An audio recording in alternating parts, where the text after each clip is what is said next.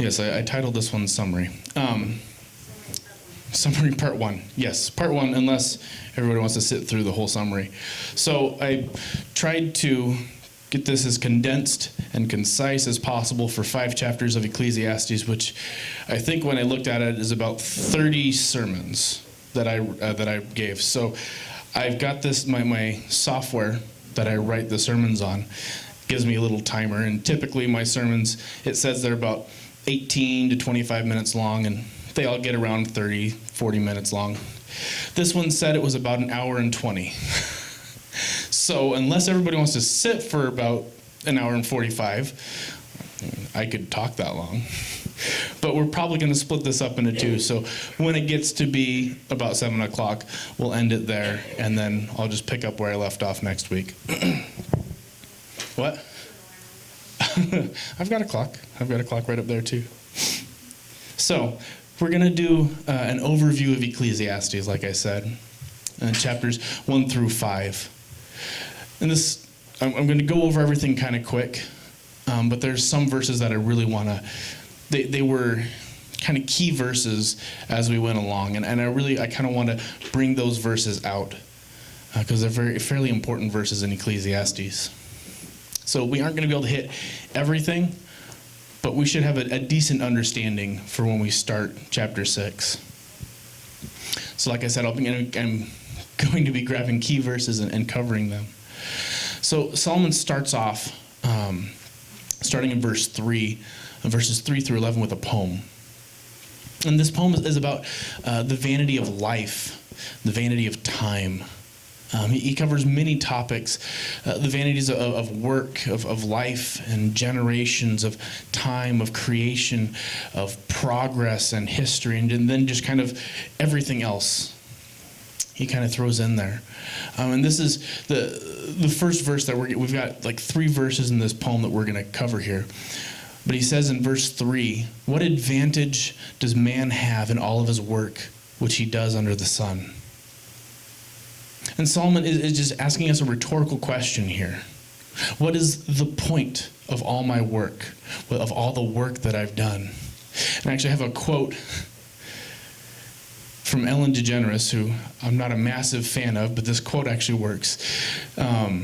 She says, "Normal is getting dressed in clothes that you buy for work and driving through traffic in a car that you're still paying for in order to get to the job that you need to pay for the clothes and the car and the house that you leave vacant all day so you can afford to live in it." And it is so true. You know, and that's kind of what Solomon's pointing out here. What's the purpose? What's the point of all this work I'm putting in when I'm just paying for this house that I leave vacant all day? I'm providing for the family that I never get to see, you know. Even planting a garden can be pointless. That's, you know, it's about that time of year of planting a garden. But if it's only to feed you, yes, it feeds you, but why? Why plant it? Why do we need to work or eat or live? If our goal is heaven, then why prolong our suffering here?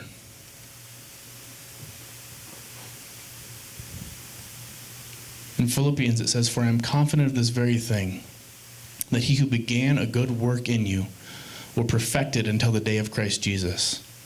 In Philippians 1:6. And then also we have in 1 Corinthians, "Therefore, my beloved brethren, be steadfast, immovable, always abounding in the work of the Lord, knowing that your toil is not in vain in the Lord." This is the reason. We have a goal, and that goal is not heaven, it's who is in heaven. Our goal is Jesus and our relationship with him.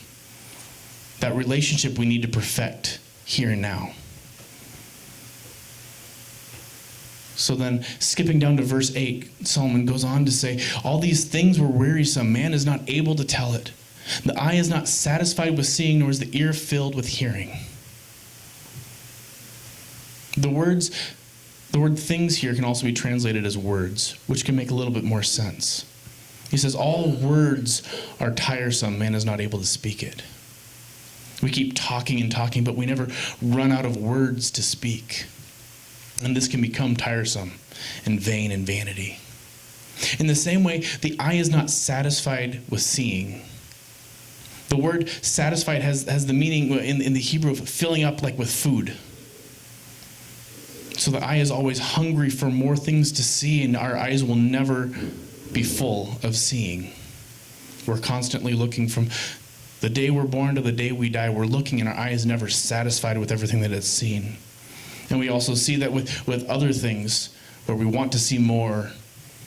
You're satisfied with kids' movies at first, but then when you grow up, you want to see more, bigger, and more awesome things in a movie, and we never are satisfied with how grand it can get. And then the ear will never be full from hearing.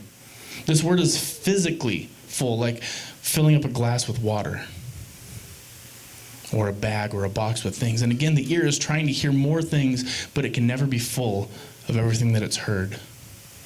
We want to hear newer and better things. These two are doing their job in vain, Solomon says.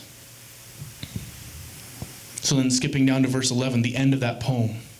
There's no remembrance of earlier things, and also of the latter things which will occur. There will be for them no remembrance among those who will come later still. Even history will be forgotten by those who come after. They will not learn from our mistakes, just like we didn't learn from the mistakes of people who came before us. I learned maybe from a couple of my father's mistakes, but many of his mistakes I made myself. And I don't even know about my grandpa's mistakes. I don't even know who my great-grandpa was. And so on. These generations pass by. And yes, we will be remembered by some people, but we'll be forgotten after long. Very few people are remembered very well. So just like we didn't learn from the mistakes of those who came before, that cycle will continue on and on and on. But we have this to learn from. This book that's inspired by God. This book which has stood the test of time can show us the mistakes of the past so that we can go on to greater and more perfect things. All of these things, this work, life, generations, time, creation, progress, history, and everything else that Solomon covers here, all of these things are vain, Solomon says, unless we offer them to God. And then they become so much more. Solomon then, after this poem, starts his pursuit for meaning with wisdom. And in verse 13 he says, "And I set my mind to seek and explore by wisdom concerning all that has been done under heaven. And it's a grievous task which God has given to the sons of men to be afflicted with." And now we see one of the things that Solomon is using his wisdom for, this wisdom that he was given at an early age. God said that nobody would be as wise as he was. And he uses it to study everything that is done that he can possibly see or study or explore. Anything that he can see or experience or learn about or study, he has done. And this is his conclusion. What a miserable job God has given us to do in this life. And that's what Solomon in all of his wisdom came to. He took all these things that he could see, hear, touch, do, smell, study, and he added them up, and the answer was this is a miserable, bothersome job that we have. Why does he blame God for this miserable task? If we look back in Genesis, chapter 3, verses 17 through 19, it says, "Then to Adam he said, because you have listened to the voice of your wife and have eaten from the tree about which I commanded you, saying you shall not eat from it, cursed is the ground because of you. In toil will you eat of it all the days of your life. Both thorns and thistles it shall grow for you, and you will eat the plants of the field. And by the sweat of your face you will eat bread till you return to the ground, because from it you were taken, for you are dust, and to dust you shall return." This is the curse that we were given for sin, for our sin. And this curse will remain until Christ returns to judge the earth. This is a miserable task, but it is a just task. So King Solomon the wise has studied our daily curse, our endless toil, and he came to this conclusion. Conclusion and when all has been heard, is fear God and keep his commandments, because this applies to every person. We're going to memorize this verse in no time. Our daily toil is vain and meaningless unless it is given to God. How often do we hear living the dream? Or other sayings said like that sarcastically, another day, another dollar. How are you doing? Great. Those who have gone through the 12-step, I'm fine, which is a acronym for freaked out, insecure, neurotic, and insane. Every time I hear fine, I always think of that. Or TGIF, thank God it's Friday. The world has only this curse to look forward to. What do they have? They have vanity. They have smoke, a vapor. It's chasing after the wind. Solomon concludes this section with verses 17 and 18. And I set my mind to know wisdom and to know madness and folly. And I realized that this also is striving after the wind. Because in much wisdom there is much grief, and increasing knowledge results in increasing pain. So then Solomon moves on to how that wisdom and knowledge can affect us. Solomon found that the more that he learned about mankind, the more he understood about the evils that we commit and the injustices that exist. For example, if we didn't know about those who are starving in Africa or South America, our hearts wouldn't break for them. But since we do, it does hurt whenever we think about that.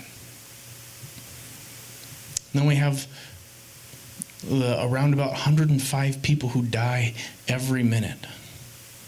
If we assume that the world is 50% saved, which it's not, that's around 53 people a minute who die and go to hell. How happy does that wisdom and knowledge make you? This too is vanity if it's not used for Christ. When I first gave this message, I had a metronome which ticked. And every time it ticked, there was one person dying. It's about one a second.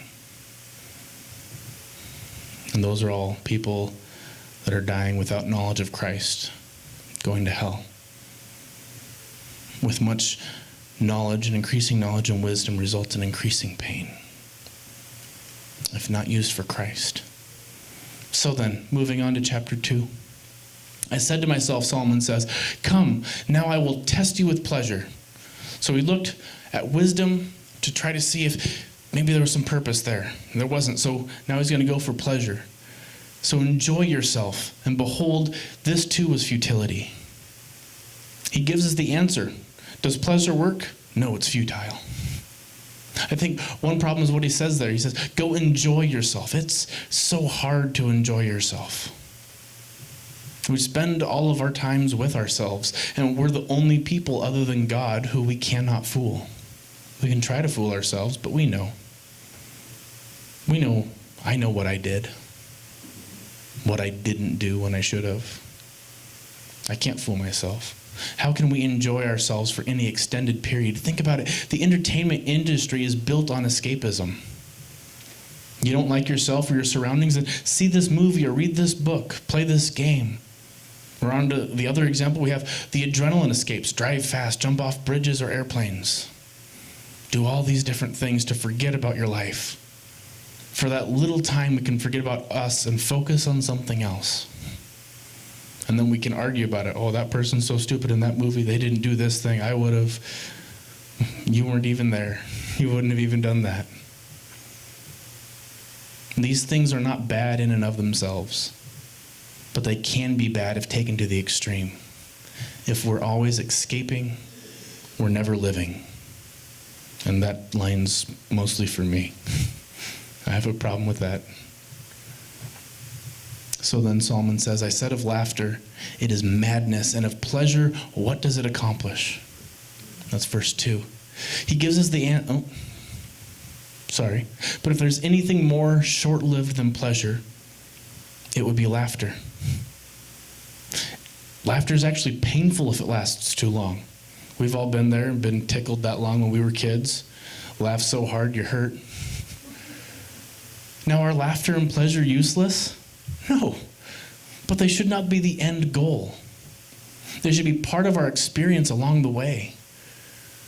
When do we then to see pleasure?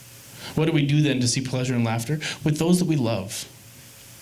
The opposite of enjoying ourselves, we enjoy others instead of running away from ourselves and our lives. Instead of doing that, we should run to others, and especially we should run to Christ to seek pleasure in Him, to seek joy in Him. He will be us throughout all of our trials, and after everything has come to an end, He will be there. He is there. Also, He knows us just as well as we know ourselves, if not better. He knows what you've done. And the crazy thing is, He still says He loves you. Knowing everything that you've done, He knows all the opportunities that you missed. We don't even know all the opportunities we missed, and yet He loves us. It blows my mind. So seek pleasure with Him, and you will find it. But better than that, we will find joy that lasts with Him. Moving on to verses 10 and 11 in chapter 2. Solomon says, "All that my eyes desired, I did not refuse them. I did not withhold my heart from any pleasure, for my heart was pleased because of all my labor, and this was my reward for all of my labor." So Solomon, with the most wise man that lived, he was also one of the most powerful and richest men that lived. If he wanted it, he could buy it, he could have it built, he could go see it. Nothing was off the table for Solomon. So he starts to wrap up his explanation of pleasure, exploration. And he tells us that even the things that he didn't tell us that he did those things too. Anything that could be done for his pleasure, he did. Everything that he wanted, he got. And he had pleasure. He had plenty of pleasure. He had probably more pleasure than we've had. He's devoted a whole large time of his life to simply pleasure. He went off seeking pleasure and he was pleased. Don't let his next verses deceive you. He got what he was searching for. He went looking for pleasure and he got it. But what he didn't get from all of that is purpose. He says, "Thus I considered all my activities which my hands had done, and the labor which I had exerted, and behold, all was vanity, and striving after the wind, and there was no profit under the sun." This pleasure did not have a profit. It didn't do anything. It was meaningless by itself. All of that work just to get pleasure, which, as we covered in the beginning, is gone with the rain or the snow or blown away with the wind. You can be happier than any time of your life, but it can all be taken away from you when you turn around in an instant. Solomon is going to look into wisdom again, but this time he's looking at it in a relationship. So with that pleasure can be taken from you in an instant, but like we had seen earlier, we have joy that we can seek in Christ. And when we seek pleasure and joy in Him, we can have it for eternity. And then moving on to wisdom again. This time, like I said, he's looking for it as a relationship to madness and folly or foolishness. He's going to go a little bit deeper into wisdom this time. And he knows that wisdom is better, but he wants to prove it. So he's going to compare wisdom to its opposite, wisdom to foolishness. So in chapter 2, verses 13 and 14, he says, "And I saw that wisdom excels folly, just as light excels darkness." So just as light is better than darkness, just as light casts out darkness, so wisdom casts out folly. This is such a powerful statement. Yes, it's almost overused, especially in the church. It's just like light's better than darkness, so. But it's very few things have that same picture as light and darkness. If we turn all the lights off in this room and close the doors, it gets extremely dark in here. But what do I need to do in order to banish all that darkness? I can do it with my phone. I just turn it on and boom, darkness gone. It doesn't take much light. Any light can cancel out so much darkness. And Solomon's telling us that wisdom destroys folly and foolishness, just like light destroys darkness. Also, folly cannot hide in wisdom's presence, just like darkness can't hide in light's presence. So, see here. You have it? No. Nope. Oh, never mind. Go back one. Okay, so why is space black? There's a lot of sciencey reasons why space is black, but it's the same reason that our sky is blue. Our sky is blue because the sun is huge and close to us, but also, most importantly, we have an atmosphere. And when the light hits it, that light diffuses and becomes a little bit blue. Got the picture. But space, like the moon, has no atmosphere. So it has nothing to light up, so it remains dark. So this picture from the moon, we've got, white, and we got some color, but then that's all just pitch black. We should be able to see stars there, but because the moon is so bright now, can't even see the stars. But there's no atmosphere to diffuse that light, for that light to be in, to travel in, so it remains dark. There's another great picture off of the moon. We got our little planet here. But then darkness all throughout. It's a cool science fact, but what does it have to do with us in our passage? Christ is our light.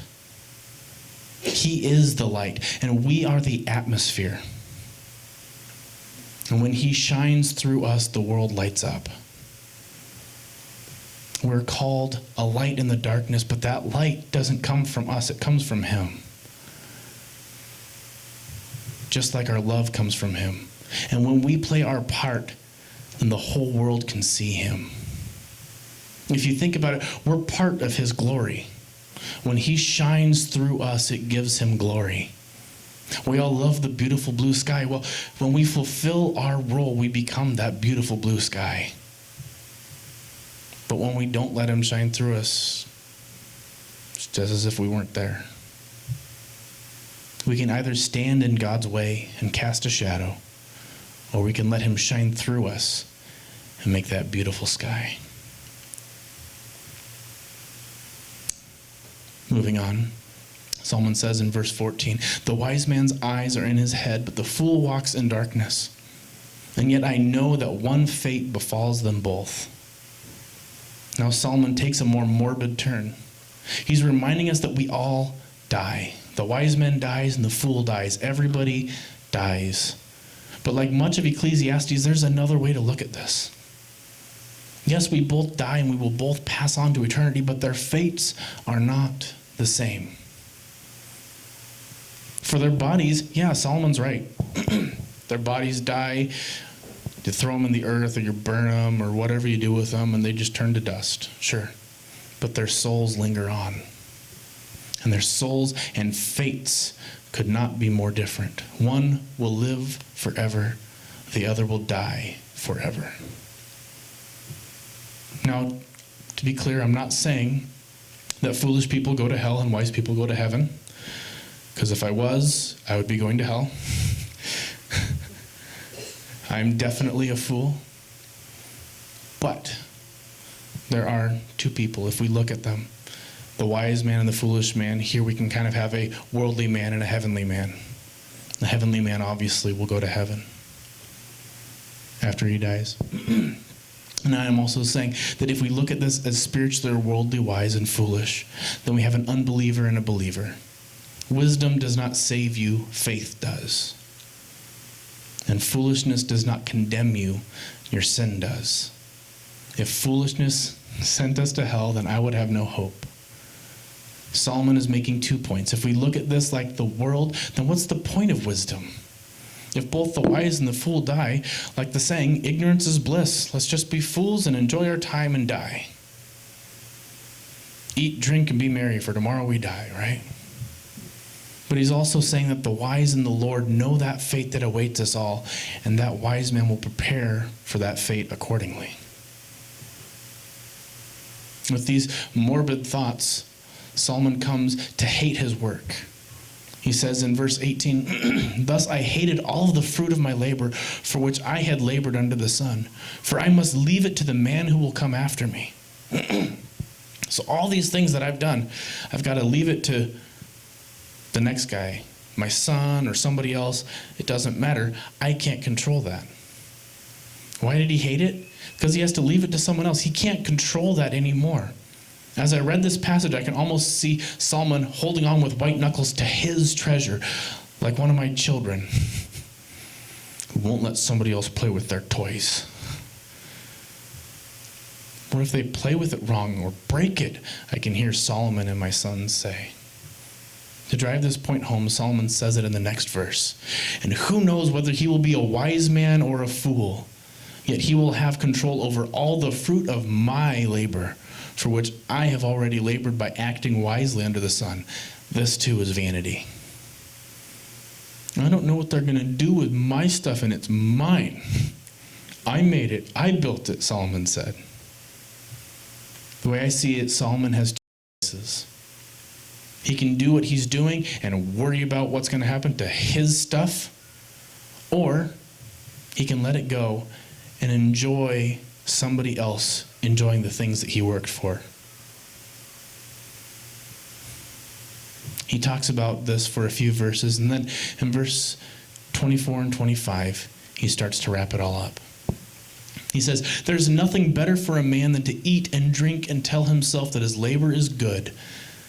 This also I have seen, that it is from the hand of God." I really want to change this verse to say it's good for a man to, instead of "there's nothing better." It's good for a man to eat and drink and tell himself that his labor is good. Because it is good to enjoy the fruits of our labor that God gave us. God gave us that desire, and he made us in a way that we enjoy a job well done. These are good gifts that he gave us. And we need to take time to enjoy them, take time to enjoy his labor, as well as his handiwork. Go outside and enjoy nature instead of blinking it out while we go to work or shopping. Take time to enjoy his labor and his love letter, the Bible. Take time to enjoy this. And he says, for who can eat and who can have enjoyment without him? So then we need to take time to enjoy our labor, to do a good job that you can be proud of, and then take some time to enjoy what you've done. But all of these things, these gifts, need to be enjoyed while holding on to them in an open hand.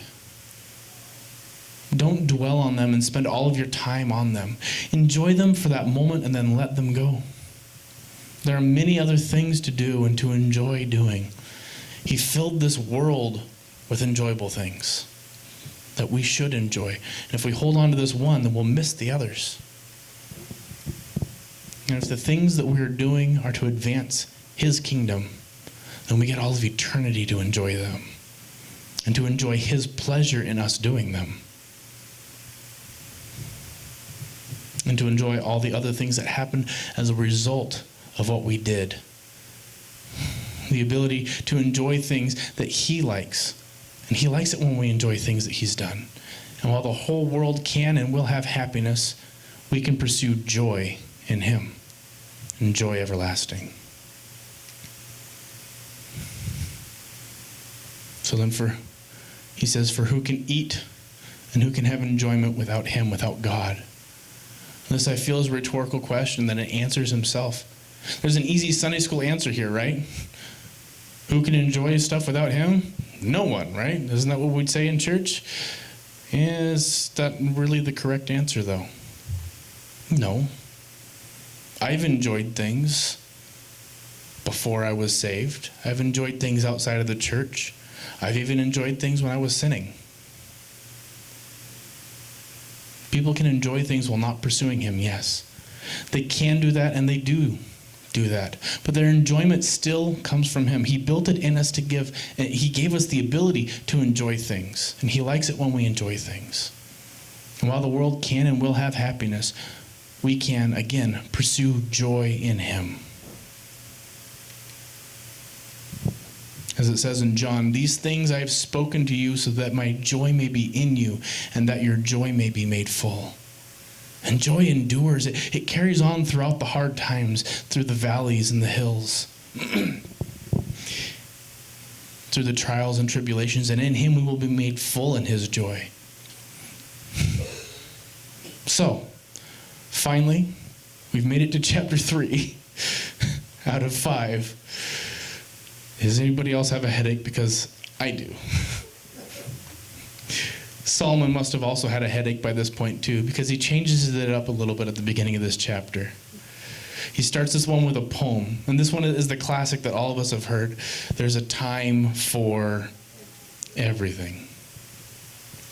There's a time appointed for everything, and there's a time for every event under heaven. I'm not going to read the whole verse, but there is a structure in this poem.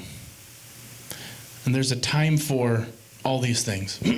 For birth, death, planting, uprooting, kill, heal, tear down, build up, weep, laugh, mourn, dance, throw, gather stones, embrace, shun embracing, search, give up, keep, throw away, tear, sow, silence, speak, love, hate, war, and peace. All right, that's the poem quickly. But these little things I put over here, I kind of covered this last week. We got positive, negative, not negative, positive. But you see, they have a pattern until we get here. That's positive, negative, positive. What's the difference? What that difference does in the Hebrew is it ends up canceling out the entire poem, making it, there's a time for birth, a time for death, a time for war, and a time for peace. And thus ending the poem in peace. As the poem starts with birth, it can almost be seen as a life that begins in birth, experiencing all these things in the poem, and in death ends in peace. Which almost doesn't fit with Ecclesiastes, but it does when you acknowledge the sovereignty of God. And in this poem, we see the sovereignty of God in setting down a time for every event to happen. In Job, we see that he set a boundary for the sea. You can come this far and no further. In Ecclesiastes here, he's setting a time for every event. And this does, So after the poem then, because when you follow him, he will lead your path to everlasting peace. So if we follow him throughout this poem, following his timing for everything, he will lead us to everlasting peace. So after the poem, on everything having its time, Solomon takes a step back to understand it. In chapter 3, verse 11, it says, "He has made everything appropriate in its time. He has also set eternity in their heart, yet so that man will not find out the work which God has done from the beginning, even to the end." This verse is a pessimistic view of Romans 11:33. Which I'm pretty sure most of us have heard. Oh, actually, maybe not. "Oh, the depth of the riches, both of the wisdom and knowledge of God. How unsearchable are his judgments and how unfathomable his ways." This passage in Romans is beautiful and very poetic. And Solomon's is dark and pessimistic. But again, I feel like this is an example of earthly wisdom versus heavenly wisdom. We can accept his leadership with grace and hopefulness, or we can fight against it like children. But his plan will continue. The only difference is if we're tired and angry, or tired and joyful from fighting against him or for him. And these are the benefits of following his plans. We can see in Isaiah chapter 55, verse 8 through 13, "For my thoughts are not your thoughts, nor are your ways my ways, declares the Lord. For as the heavens are higher than the earth, so are my ways higher than your ways, and my thoughts than your thoughts. For as the rain and the snow come down from heaven, and do not return there without watering the earth, and making it bear and sprout, and furnishing seeds to the sower and bread to the eater, so will my word be which goes forth from my mouth. It will not return to me empty." I love this promise, that God's word will not return to him empty, without accomplishing what he desires, and without succeeding in the matter for which I sent it. For you will go out with joy and be led forth with peace. The mountains and the hills will break forth into shouts of joy before you, and all the trees of the field will clap their hands. Instead of the thorn bush, the cypress will come up, and instead of the nettle, the myrtle will come up, and it will be a memorial to the Lord for an everlasting sign which will not be cut off. God blesses those who follow and obey him. Those who rely on him are not weaker. No, they're smarter, they're happier, they're more joyful, and they have peace. His plan is for his good, but also ours. If we are his, then his plan is good for us. We can understand why Solomon might see this as a negative, although. Think about it. He's the most powerful and richest king in Israel. Best one they've ever had. And he has accomplished many, many great things, and he's now come to the realization that it's all meaningless without God. Everything that he did, I made all this stuff, but without God, it doesn't mean anything. That would have a depressing effect, which we see in this book. This idea is also in our next verse here. And I know that everything God does will remain forever. There's nothing to add to it, and there's nothing to take away from it. For God has so worked that men should fear him. We see this idea all over Scripture. This idea can seem almost impossible to us, since we have a hard time making things last in our own lifetimes, let alone any longer than that. I can't build a house that lasts longer than I do. I can't even have a car that lasts more than a few years, let alone generations. But God claims to be able to make his actions permanent. But if we were to take a step back and remember that he has always existed and he always will exist. He makes something and says that it will last, and he makes it so. He's the only one who can. Just look at the Bible. People keep bringing up things that they think will be an issue, but it isn't even an inconvenience for God. The Dead Sea Scrolls are a great example. People brought up arguments that the Bible has changed multiple times over the years. So God revealed the Dead Sea Scrolls, which are like 1,800 to 2,000 years old, and they agree with the Bible that we read today. Everything that God does is permanent. And the best plans that people make to try to overcome him aren't even an inconvenience for him. It's such a comfort. Such a beautiful thing. I'm going to end here for right now. I think we're close to halfway through. But the ending that I have in all these is the same. I'm going to find the verse here. The conclusion is this. The conclusion of everything that we've covered. Ecclesiastes chapter 12, verse 13. Second to last verse in the book. The conclusion, when all has been heard, is this. Fear God and keep his commandments, because this applies to every person. All these things that we've talked about, you sum them all up. It comes down to fear God and keep his commandments. If we do that, then what we do isn't in vain.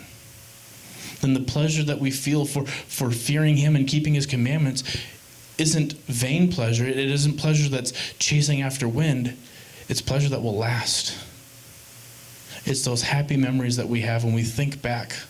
The times that I've been outside playing with my kids, and I remember that in 5 years and 10 years. That pleasure is good pleasure, and it's going to last and stay with me. The times I was on mission trips and I knew I was doing good work for God, that pleasure will last. It will become joy. But things that I built that fell apart, it's just going to go by the wayside. So the conclusion is this. fear God, keep his commandments, for this applies to every person. Let's pray. Lord, I thank you for everything you've done in and through us, Lord. Lord, I thank you for your book. I thank you for your love for us. Lord, I thank you that you want us to